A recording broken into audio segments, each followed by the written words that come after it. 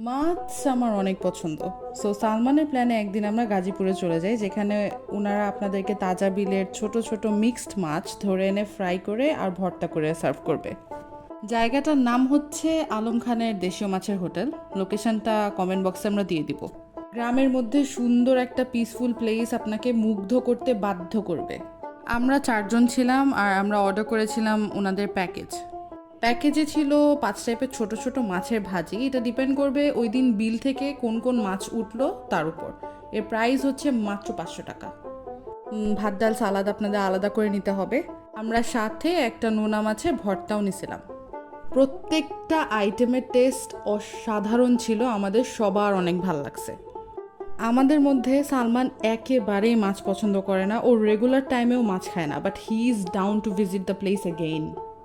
আর আমার মতো মাছের লাভারদের জন্য তো কথাই নাই। Make some time from your busy schedule আর ভিজিট দিস প্লেস।